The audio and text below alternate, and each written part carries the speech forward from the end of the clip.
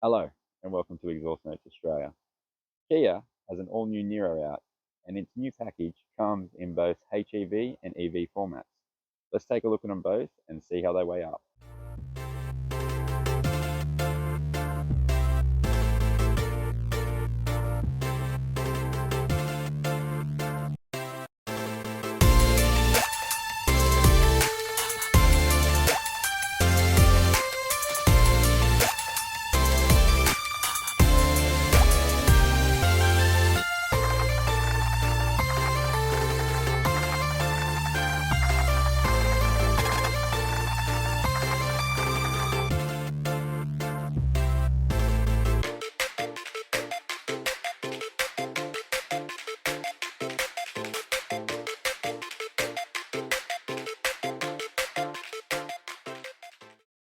The Niro in EV format has a little bit of a higher floor than the others based on the batteries being in the bottom of the car.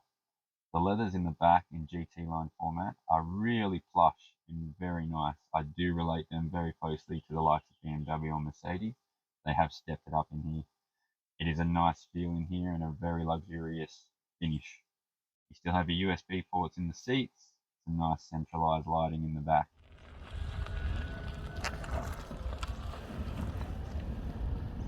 Kia in EV format is really quiet. It is dead silent in here, and you can tell Kia have made a lot of effort to make the car extremely quiet on the road. And all those little noises that people don't think about, like windshield wiper motors, things like that that have a little bit of noise to them, become exponentially louder when you don't have an engine. So even with Kia's EV here, you can tell they've put plenty of effort in, because you can't hear that I'm running the windshield wipers right now, and that is a really good upgrade for them. And you can tell they're paying attention to what an EV car needs to be like. Inside, the dash, the air conditioning vents, it is all a really luxurious feeling place to be. The leathers, the seats are very comfy. You have lumbar support, fully automatic adjustment. You can customize your dash. The steering wheel is comfy and it is very nicely weighted in the EV. This car feels really nice when driving spiritedly, because you have all the weight at the bottom of the car. And so even though it is heavier, you don't tend to notice it as much as you'd think. I will say this, the steering wheel hasn't grown on me just yet, but I'm sure some people won't mind it. The Kia in normal driving is really fun. As an electric car, I definitely can see the appeal in driving one of these day to day. In terms of range, this one has 423 kilometers when I hopped in it with a full charge sitting on the tank. And what I've done is charged it at home each night, and so that's about 6 to 7 hours. And honestly, that gets you back to full every single day in your normal driving, to the gym, to work, back home, to the shops. If you're doing a drive to Sydney, sure, I'd understand you'd probably need to charge a bit more, but as long as you remember each night and get into a rhythm, an EV setup for your daily drive is not too bad an idea. It is very livable and very manageable.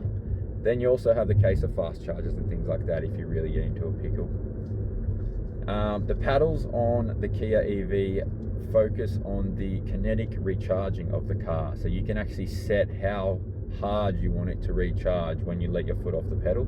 It actually is really nice to play with when you're driving, because you can get a little bit more energy back if you're going up and down some decent hills. You can actually fiddle with it a bit and get a little bit more charge than it probably would in automatic mode. The dial gears are really easy to use, and it is a better system than I've seen in most cars. Most dial gearing for me, I'm not a fan, but this one is really not that bad. You could definitely put up with it. I love the ambient lighting in here where you can change the colors. I think that is a feature that should be on most cars these days. It is a really nice touch. And I love the design of this car. It is a really nice futuristic feel to it, and lots of nice feeling materials everywhere. All your instruments are in the middle, so your heated and cooling seats, your heated steering wheel, the auto hold feature, your park brake, parking cameras, parking sensors, all in the center here around your gearing dial. You also have your EV on and off button. This car does put itself into park when you do turn it off as well, if you forget. And there is, although there's fast charging, you do have a cigarette lighter, a normal USB, and a USB-C in the center as well. There is a small center glove box, which you wouldn't fit much in. And you have 2 drink holders in this main compartment, which is really handy actually, because you can fold the drink holder section away and make the compartment bigger when you're not running any drinks in the car. Very cool. Seats are very stylish with a very funky style of a headrest. Vision wise, there is plenty of vision. I've been in cars that have been a little bit better, but in terms of overall, it's above average for sure. No issues or concerns with that. I love that you got a sunroof in the GT line. The mirrors are very cool. When you're parking, they do adjust down so that you don't scrub the wheels. And yeah, I found when I first got in the EV, you do have that sense of always thinking about having enough charge.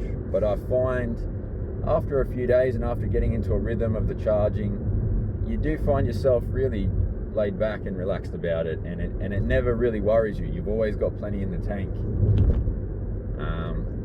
So for me, it is actually getting pretty livable, the idea of EVs. I think, as we know, there's plenty more around now, and there's plenty more coming. So they're going to be growing very fast on us, and be interesting to see how much further the technology can develop, really, other than range. The Kia EV has 3 drive modes: Eco, Normal and Sport. This thing does pull away from you pretty nicely in Sport mode. It is a weird sensation without the sound of an engine in the back of that, but I do find myself in Eco mode most of the time.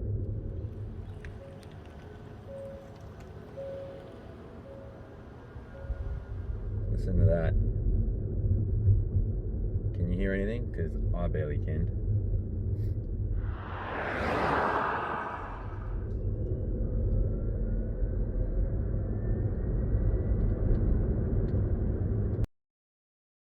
HEV has a lot of benefits that carry over from it being a primarily EV built model, such as the auto hold feature for when you're driving, which is very handy in an EV model where the engine always wants to creep, and same as the nice quiet cabin, which they've obviously made for the EV in particular, and it carries over to this model really well. You hear more road noise than engine noise, which is very promising, and it's a very nice place to be and very luxurious, as both these models are, being the GT trim. The car to drive itself, the 1.6 litre, is a little bit small, so you do, when you're pushing hard, you do tend to hear the engine revs pretty loudly. But the EV engine really works well with the small engine to break that torque gap at low revs from the engine itself. And when you're going under 40, most of the time you're going to be using the EV engine anyway.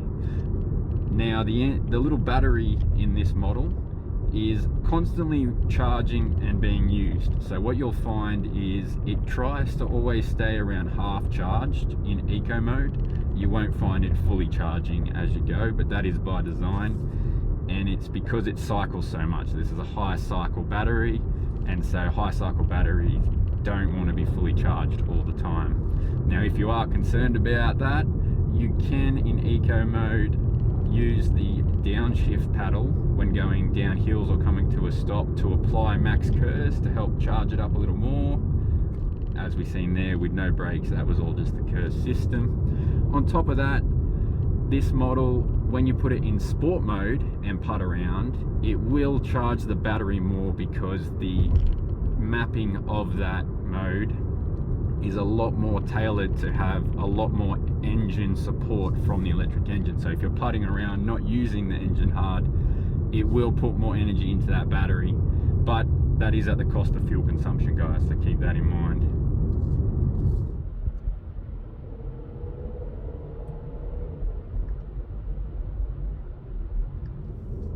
Both these models have a very comfy drive, as well as a really good ergonomic setup inside. As you can see, the headrest, the seat position, it is a little bit hugging, which is nice. You don't want it too much in a comfy city cruiser like this. While this has 2 modes, Eco and Sport, the EV had 3 modes, Eco, Normal and Sport. However, we never really found ourselves using normal in the EV anyway, so having just Eco and Sport makes a lot of sense. Now in EV mode in the HEV, your revs are replaced with the same tacho as what the EV has. What that means is you have charge, eco and power showing at all times, as well as how much battery you have. Now when you switch to sport mode via the drive mode button on the steering wheel, you do get that replaced with the revs of the engine, as the engine's going to be doing most of the work. The paddle shifters up and down work as a normal paddle shift car would, but at the same time in eco mode, if you hold the down paddle, you do get that regenerative braking that I showed you earlier. In the center of your two tachos, you do have all your normal drive information, current trip, averages, things like that, what the hybrid engine is doing in the HEV model, and your GPS and your lane assist settings as well. But some of those are also in the head-up display, so you can really customize this car to show you everything you want to see, how you want to see it, which is a very premium feel. While the home screen here is rather nice, I found myself in the HEV going for the hybrid view with the sound menu on the right. I didn't find myself using Android Auto too much in the hybrid. I quite preferred to have this here and my drive information in the middle. I quite like how the home screen is very customizable and has a dual layout, so you can run two apps at once. It's also very easy to scroll through from GPS to sound. You can keep going. There's forecast and calendars with your Kia Connect. So it is very handy and intuitive to use as well. Home menu just up here with all your settings and different windows available. And then you just scroll to the left to go back to your home screen if you like that view. For me, this is what we're on. I quite like how the drive information is in the center here, and I also like how it constantly shows you different settings that you're playing with. For example, if I turn the rear windshield wiper on, it actually shows me in the tacho here.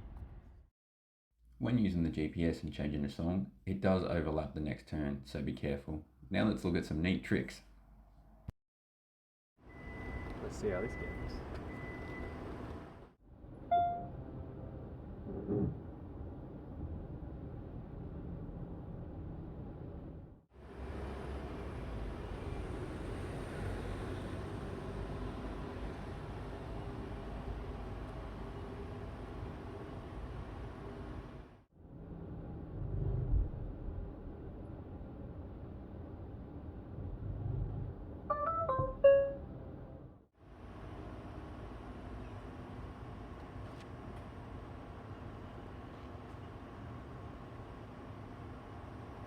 What about back the other way?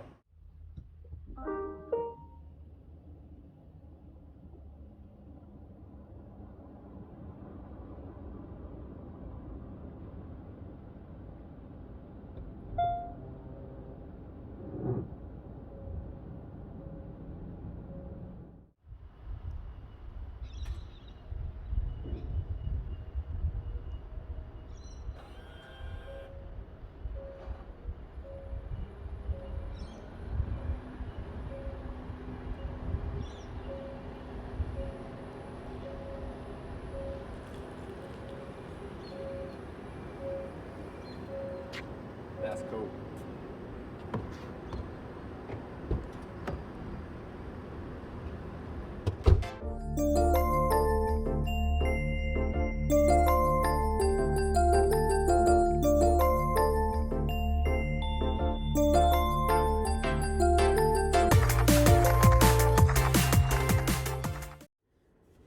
One weird but cool feature about this car is you can actually recline almost flat. Did you look at that? I can actually sleep in here.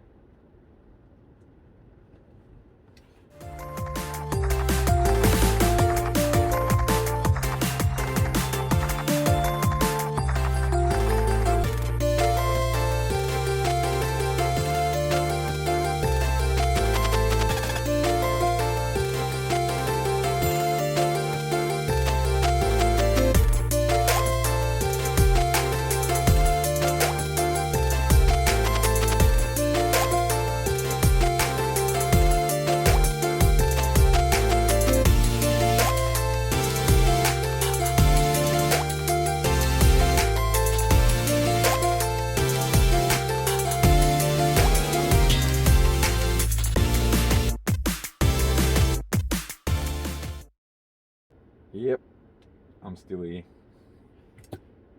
So, we've got an EV that is around the 72 mark MSRP versus a hybrid EV, non-plug-in, at just over 50k MSRP. I think that the interior of these cars is top notch. It really, for me, sends a message to BMW and Mercedes that Kia are taking notes. It's a premium place, lots of luxury materials. The quality of layout for the infotainment and the air conditioning controls is really impressive. I love it. As for the EV and HEV side, I think that they've come a long way and they are pretty good. I think they're good value for money.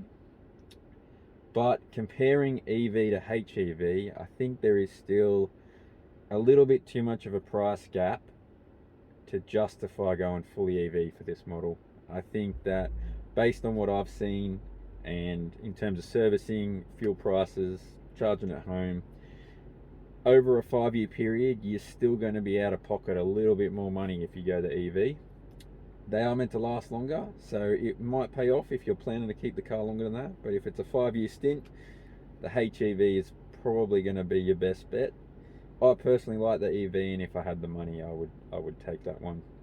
But both cars are premium, and both cars are very decent, unreal city slickers, and plenty of room. And I might just lay here and have a nap now. And I'd like to thank Kia and Exhaust Notes. And if you like what you see, hit the subscribe button and let us know what else you want to see on this channel. I'll see you guys a bit later on.